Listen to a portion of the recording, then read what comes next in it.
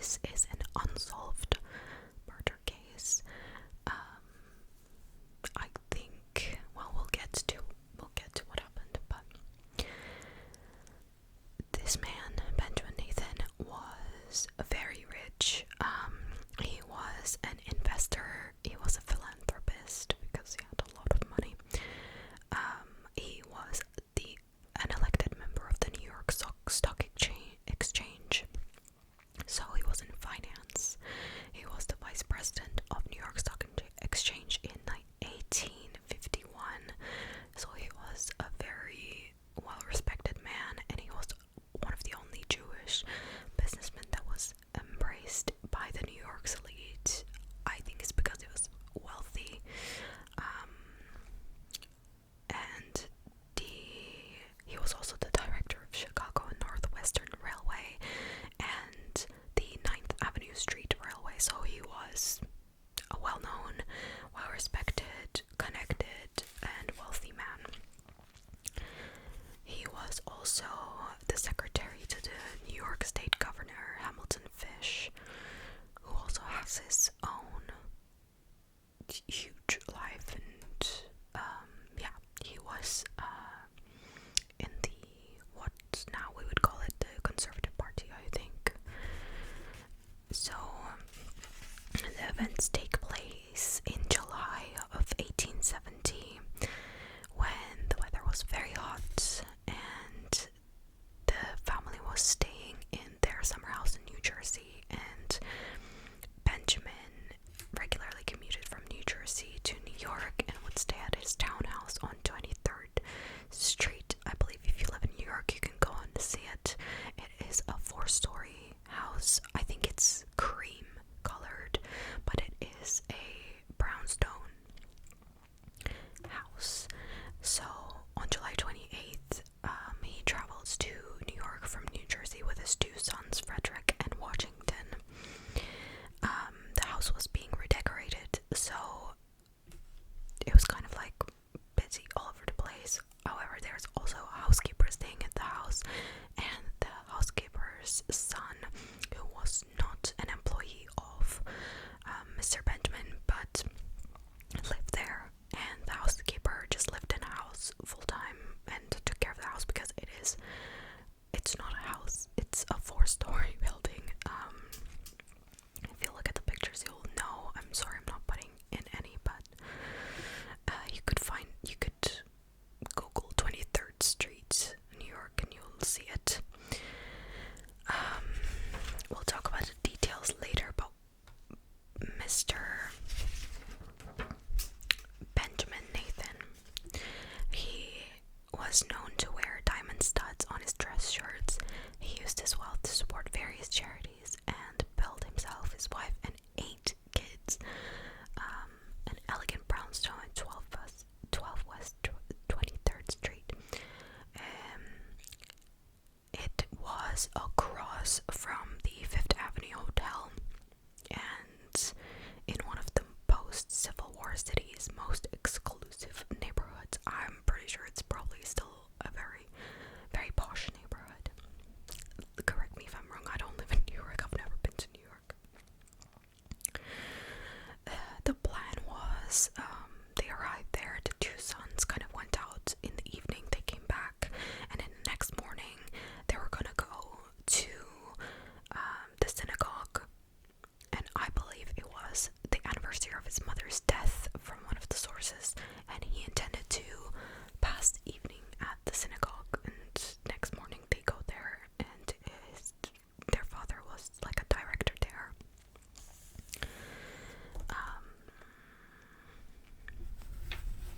Alright, and if there's any other details that I should give before I start talking about what happened, what the sons did, that might be interesting. So the sons were also in business, of course, as rich people do. Frederick was a broker, in finance like his father, and Washington was a commission agent. I'm not sure what that is.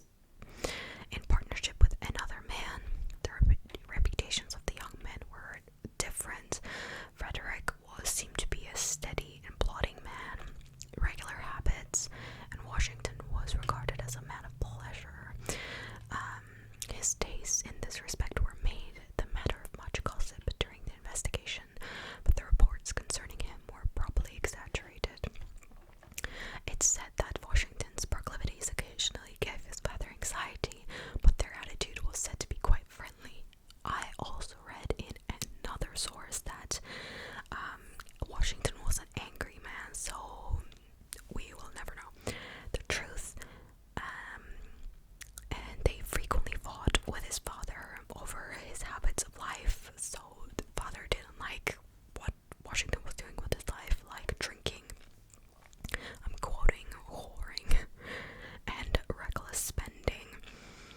So people did think that he was the suspect. He was one of the main suspects, just because of that.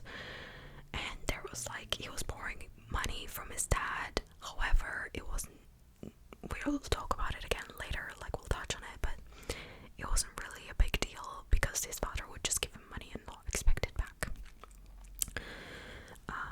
And they also had alibis.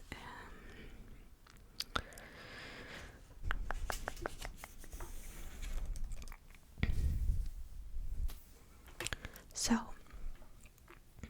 the murder is assumed that it has been committed not long after midnight. And Washington had 3 hours to account for. So his statement was that he arrives at the house at 6:15 on the evening of the 28th.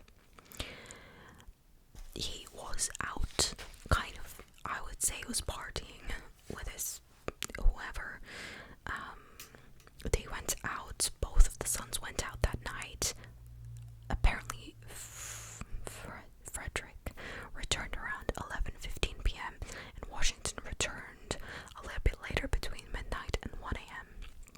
And there was also a thunderstorm going on. Okay. So he said after he arrived at the house at 6:15 on the evening of the 28th, he saw his father. He went with him to the synagogue, then they went back home at 9:15. He goes out and saw his friends. He goes to various hotels, and honestly, he gets a lot done. Like, he goes to a hotel, he goes to a bar, apparently like 3 times to this hotel bar. He's like reading a magazine. From what I read, he gets around about 12 o'clock. He returns to his father's house, locks the front door, and his own words, stayed a second to listen at my father's room door, and finding that all was quiet, I went to my own room and got into bed. It was then 10 minutes past 12.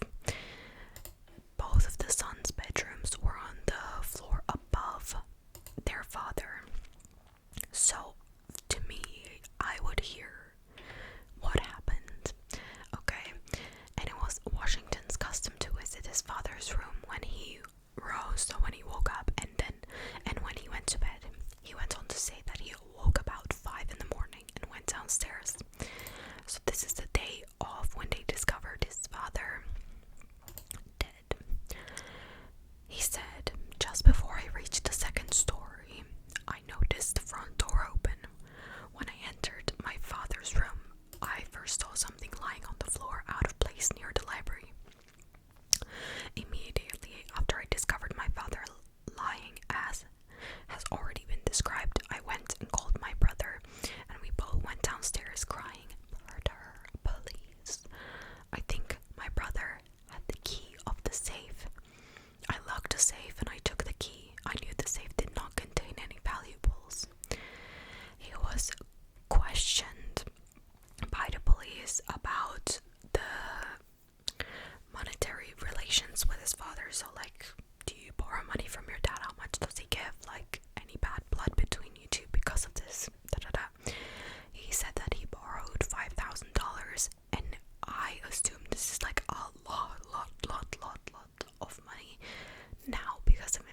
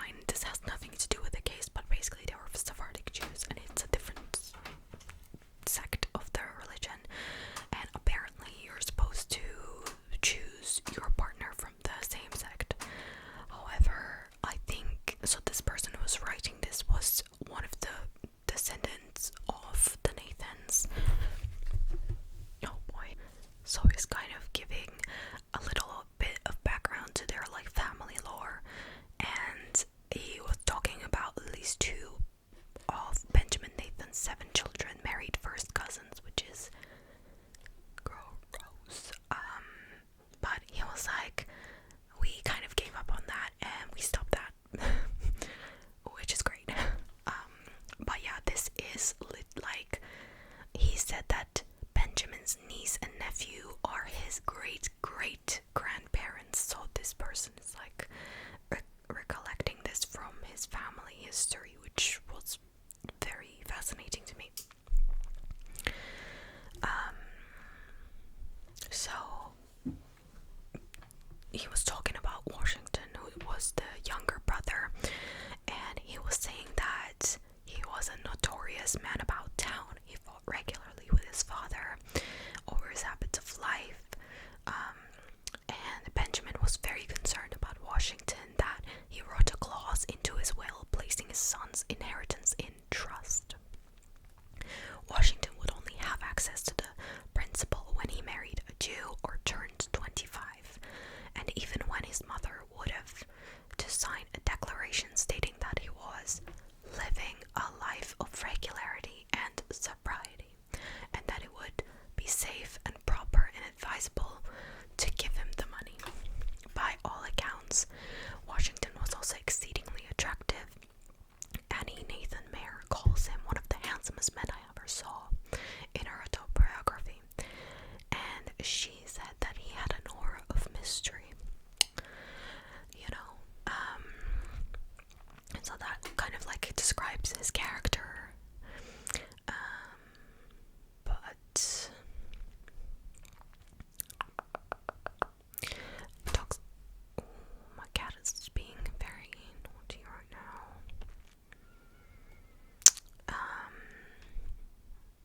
But yeah, back in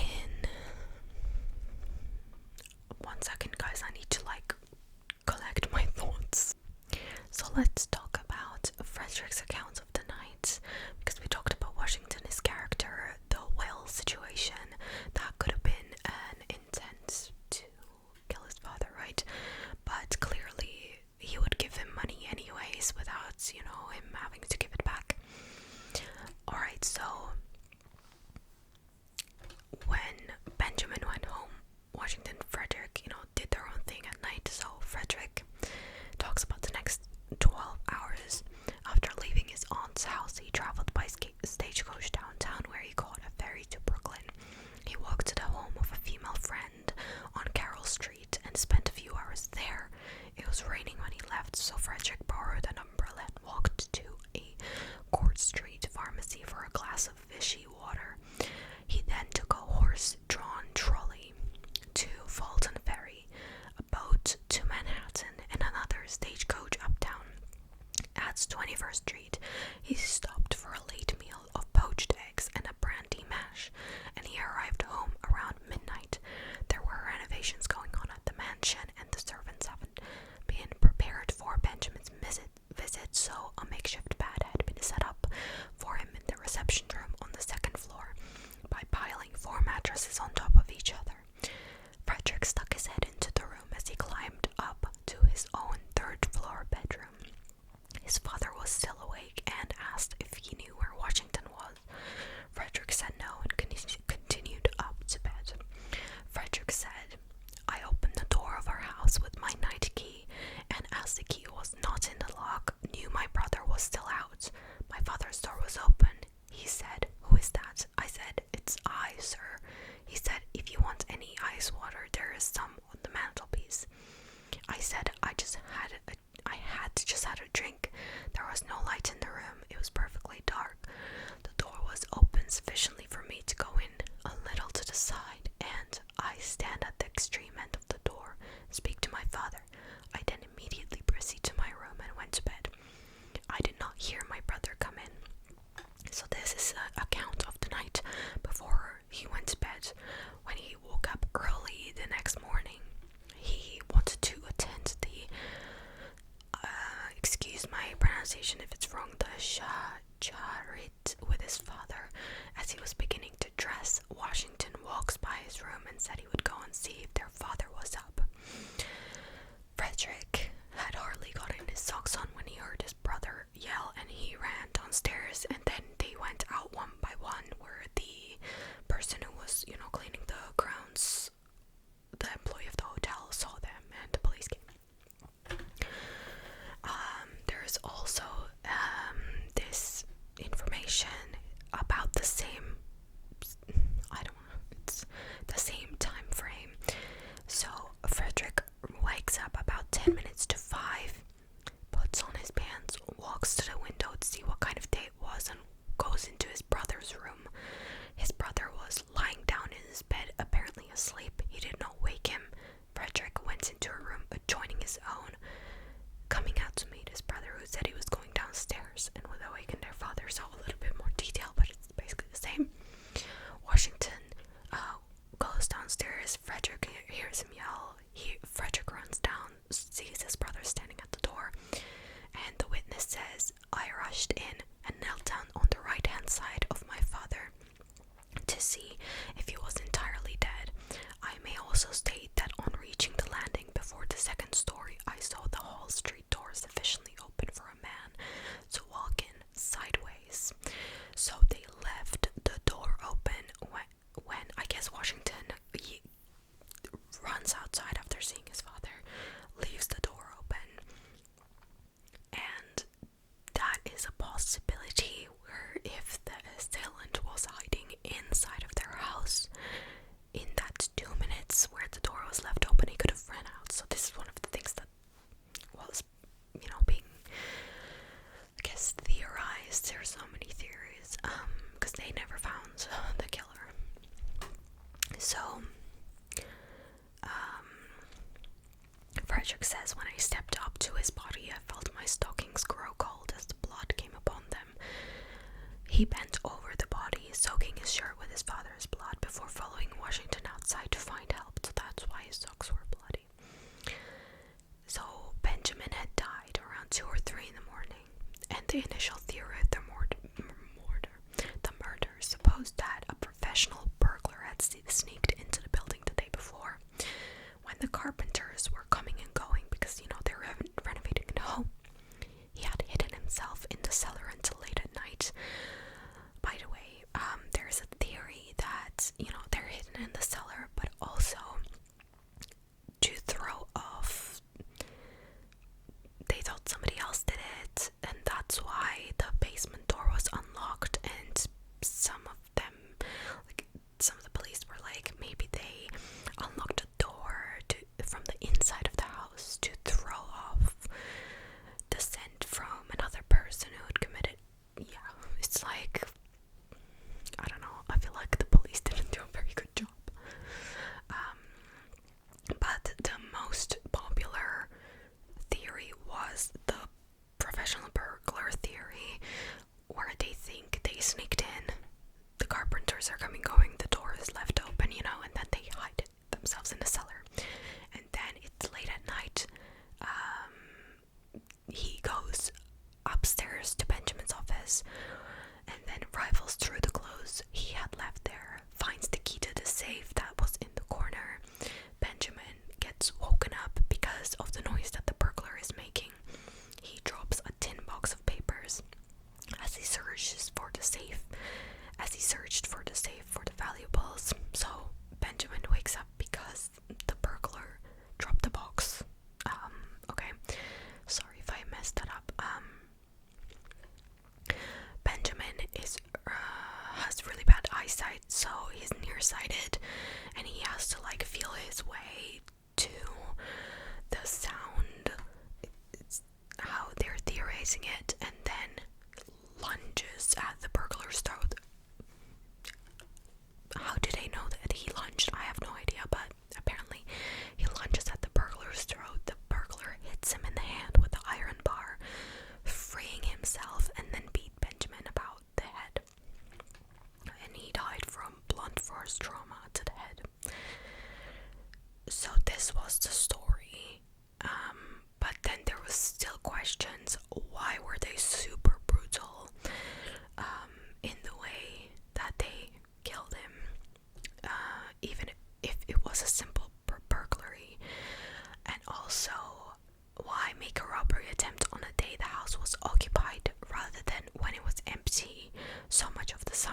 they were in New Jersey like the whole time. So there was a lot of time frame where the house is nearly empty or empty, you know, the housekeeper could go out and the house would be empty. Why not just burglarize him then? And perhaps mostly troubling, why had no one in the house heard the struggle? Because there was 4 people sleeping in the house and they did not hear anything that was going on. Frederick and Washington were only one flight up, while Anne Kelly, the maid, slept on the same floor. Yet no one reported hearing anything the entire night. Not the sound of a burglar breaking into the house, nor the sound of a safe being rifled, or even the sound of an iron bar breaking a man's skull.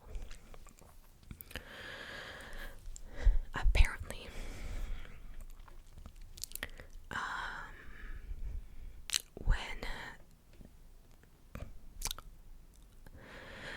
apparently the 2 rooms on the floor, there's 2 rooms communicating.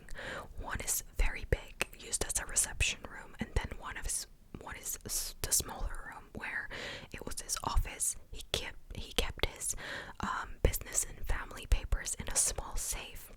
Some people say that they didn't steal like super valuable items because they were after the papers instead. In the center of the room, there's the 4 mattresses on each other, and then the house had a lot of things about like carpenters and decorators, so that's probably why the iron bar was there, but I'm not sure.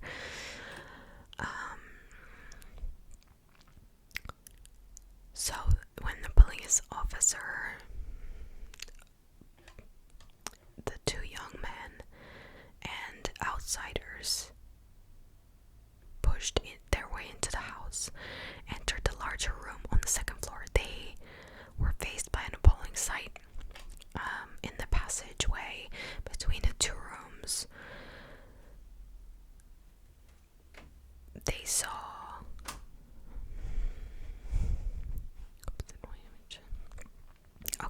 somebody accounts what they saw, and this is really gross. I saw the body lying in the bedroom, more of it in the bedroom than in the library. Oh my god. I saw the body lying in the bedroom, more of it in the bedroom than in the library. The smaller room, the feet were in the library, the left leg was drawn up at an angle to the body, the right leg was stretched out, and the hands were clasped convulsively towards the head. The body was covered with blood.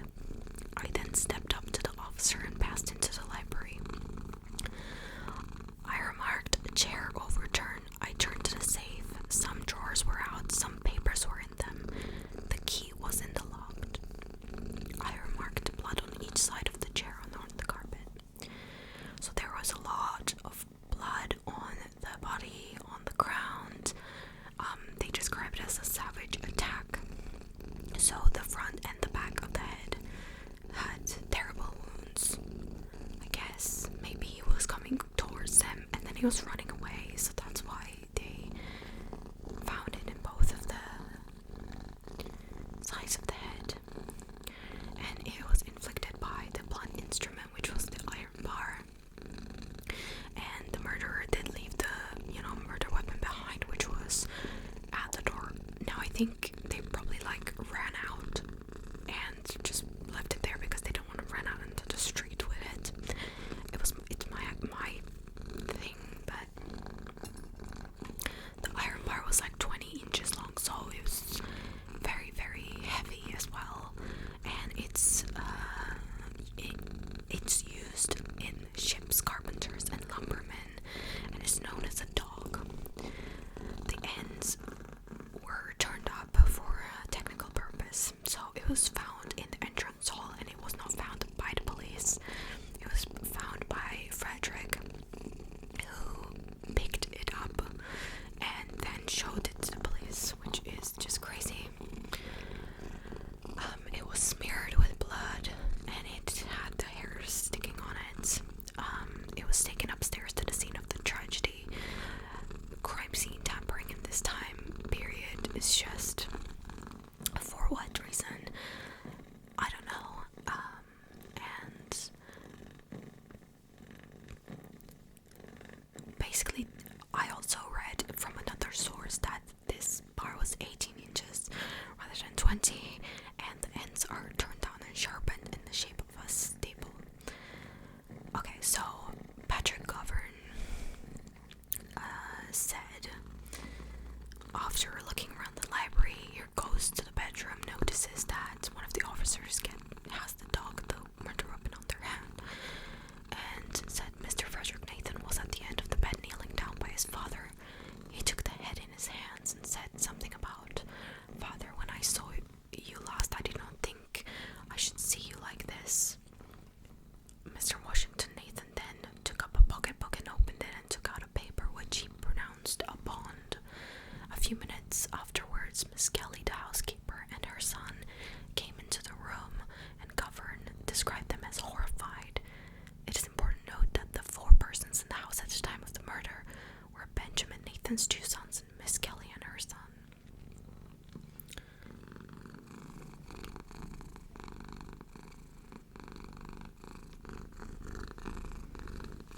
Are you liking this cat somewhere? He wouldn't leave me alone.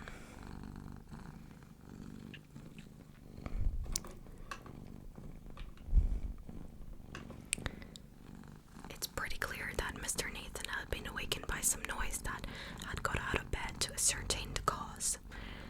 Again, like we said, he went out, he heard something, he went out of his bedroom.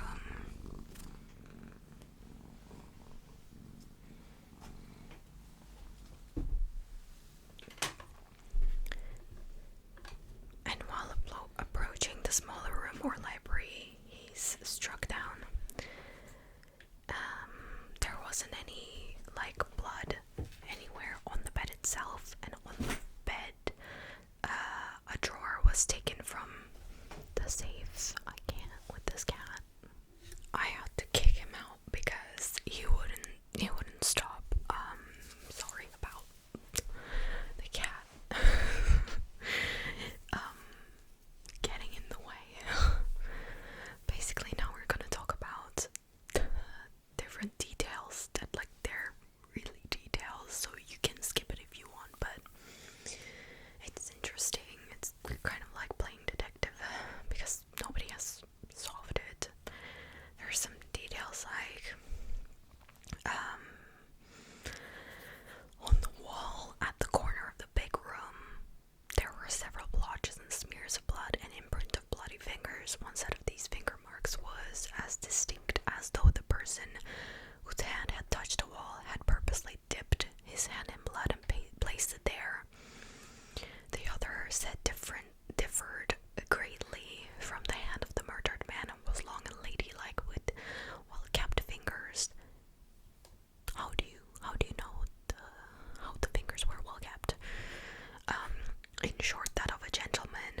This is Walling's account, and if correct, it should have furnished a starting point for investigation, but in the proceedings before the coroner, as reported in the New York Herald, there is no mention of the long and ladylike hand. And by the way, this case was massive, okay? At the time, it was all over the news in New York, and when he had, people found out that this guy passed away, the mayor and his wife offered a reward to find who did this, and New York Stock Exchange opened that day of his death with the flag flying at half-mast. So this is the level of importance this man had in New York. But yeah, and then the press and people, just whoever were reading the press, considered his son Washington as the prime suspect through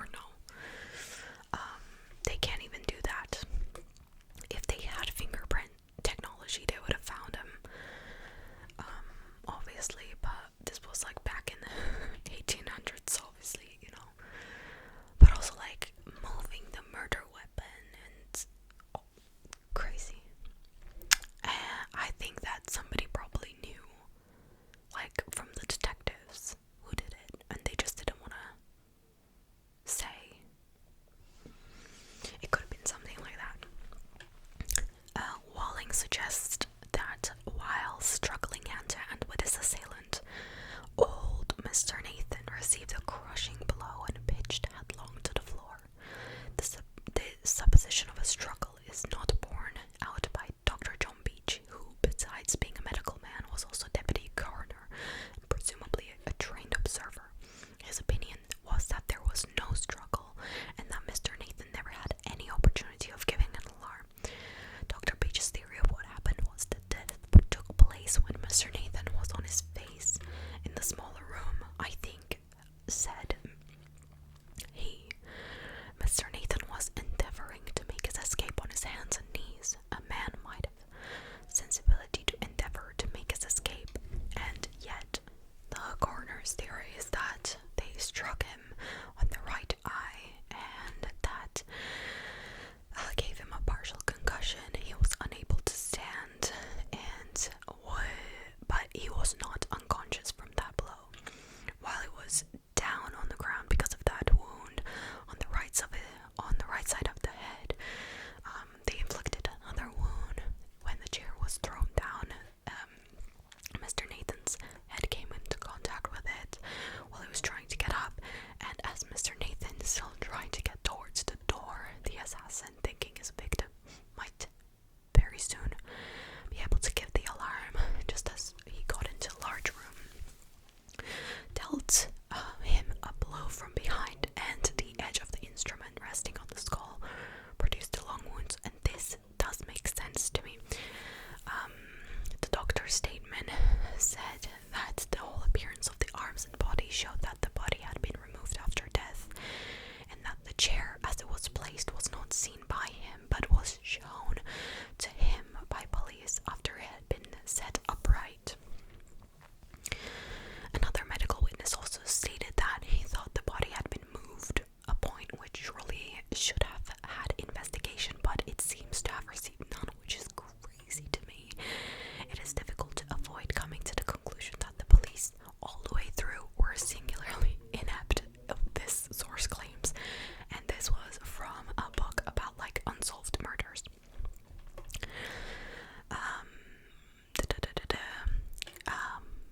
Dr. Beach also suggested that although the safe could have been opened noiselessly, the taking out of the drawer might have been accompanied by a screeching noise, and while it was being removed, Dr. Nathan would have been awakened.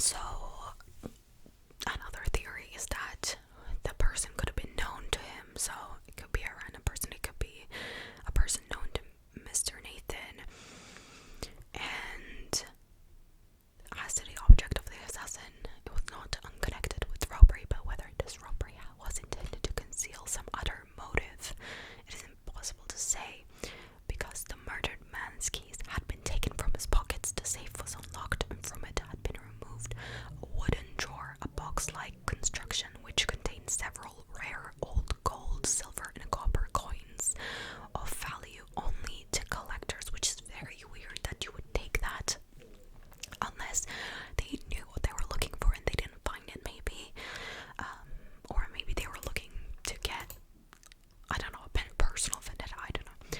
When the murder was discovered, this drawer, as already mentioned, was on the pile of mattresses and the coins was missing, so they took the collectible coins. I wonder if we knew what the coins were. I mean, it says old gold, silver, and copper coins, but old from what decade? Because it wouldn't be feasible to now go back and try to find these gold coins in a museum of some sort. Could tie back. I don't know. Maybe I'm reaching too far. So Mr. Nathan generally kept in the safe money for housekeeping purposes. Whatever there was, it was gone. From the larger room, the murderer had taken a watch and chain and 3 diamond studs. A gold stud in the neck of the shirt was, however, left behind. A police official said that the studs, however, were in the shirt. It would appear either that the murderer was in a great hurry or overlooked the studs. Anyhow, he delayed sufficiently long to wash his hands, and blood-stained water was found in a basin. They also had reason to believe that it was not committed by professionals because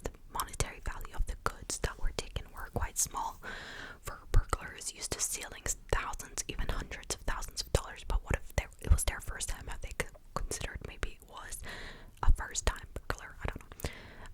And it was extraordinarily violent, the nature of the attack. For someone in a profession that sought to avoid violence, and with Nathan away from the house most nights that summer, why would they do it then when he was in there? And also the weapon, they thought it was quite baffling, because the police learned that it was used in professions as diverse as boat builder, post trimmer, ladder maker, slater, sawyer, scene shifter in theaters, and iron molder, but it was not commonly used by burglars. Thank you for that information. Also, if you're asking about like if the carpenters and stuff left it behind when they're doing, they're redecorating, apparently none of them have seen such an instrument. Neither did the housekeeper. There was one witness, a newsboy called John Nees, who was delivering papers that morning and found the front door open at 5:10 a.m. He witnessed a man dressed as a mason pick up a scrap of paper that looked like a check from the steps of the Nathan's house and walk away with it. And beyond that fact, the murder would have been sometime between Washington Nathan's arrival in 5:10, when the newsboy saw the front door open, and none of the evidence was helpful in identifying the killer. Yeah, it's just crazy. There was also like accounts of strange noises being heard in the house around 2 o'clock, but nobody went to check what was happening. Dr. Peckham, who was living next door, and his wife heard the noises, but it wasn't like something like a body falling down on the ground, and the story was kind of vague. There was also no signs of like muddy feet, considering it was raining and stormy outside. If somebody was coming from the outside to commit the murder, I guess. And there was no footprints of blood. All of the footprints were all in one direction. They descended to the door. It was asserted that these marks came from Mr. Frederick Nathan's feet, which were bootless, and this was accepted by the coroner. And the shirt and pants were also bloodstained from kneeling on his father's side, and Washington's night clothes were free from any blood. I guess he didn't stand by his side or touch the body. One of the weekly papers called Sunday Mercury published an unsigned article accusing Washington of murdering his father, while the rest of New York press defended Washington with articles in the Times, the Commercial Advertiser, and the Evening Post, condemning the Sunday Mercury. And one of the papers said the revolting crime of parricide is unknown among the saints of Israel's commission, and we feel assurance, which amounts to certainty, that the present unhappy case will not prove an exception. So they're saying that he would not have done it because he's a good Jewish boy. There was a journalist called Isaac G. Reed Jr., who was one of the authors of the Sunday Mercury article, and apparently he received violent threats from people who said they were friends of Mr. Nathan because of writing the article that he did while he was crossing the Brooklyn ferry one day. He was nearly thrown overboard, which I feel like that's a bit of an exaggerated thing, but I could imagine if, your friend was murdered and somebody was just like saying horrible things about his child. When the inquiry was happening, they said it will basically be tried at the same level of poor parties. So they were saying that just because they're wealthy, we're not going to treat them differently. It also said those two sons of the murdered man and his other relative, a Hebrew minister, were examined with tenderness, courtesy, and with supreme defense for their habits, situations, and characters.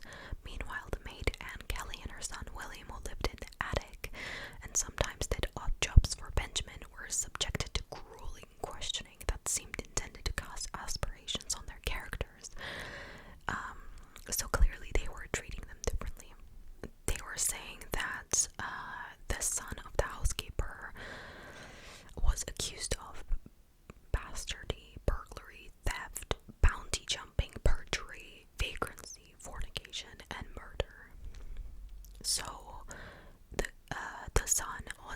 a small army pension. He used to be in the army, and whatever he could earn as a handyman.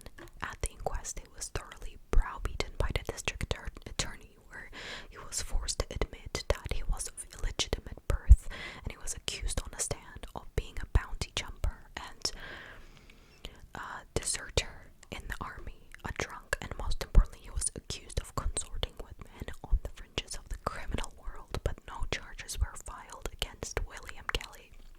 In the end, they didn't find anybody who had murdered Benjamin.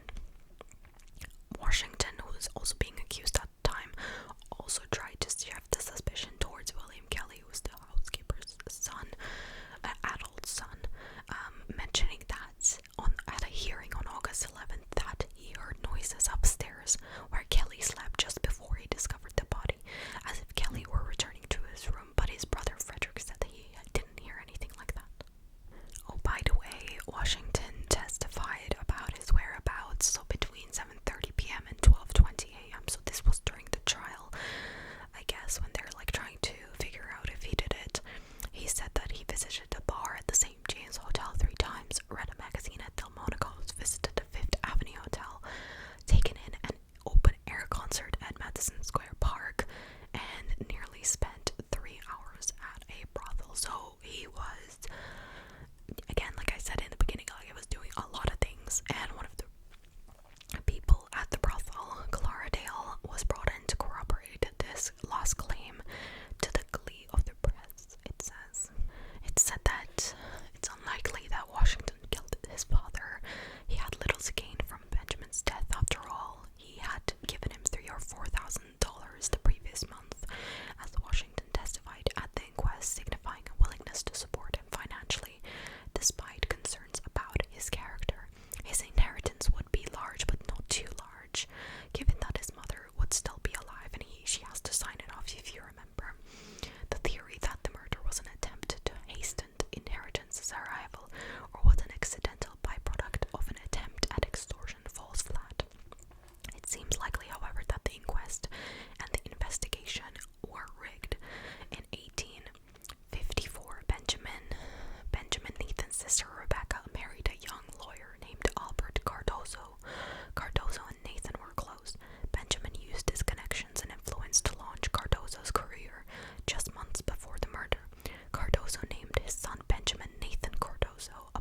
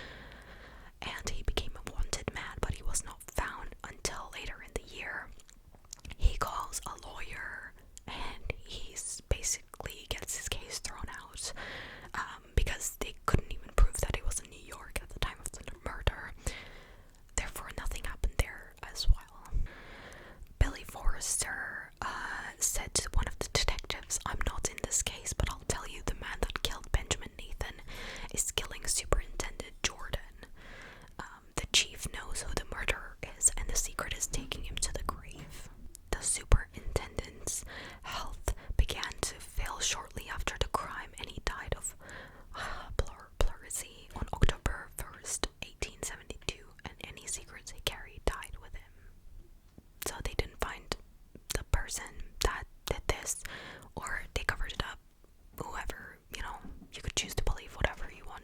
There are some details about Washington's life, and his relatives said that it's depressing. In the years immediately after the murder, he seemed determined to live up to the caricature of excess and disreputability promoted in the popular press. I found the name of his wife, but there's two different names, so I'm not sure which one is true. In 1879, while paying a call on actress Alice Harrison at the Coleman House, he was shot in the neck by his former lover, actress Bertie Bell, and the bullet lodged in his jaw.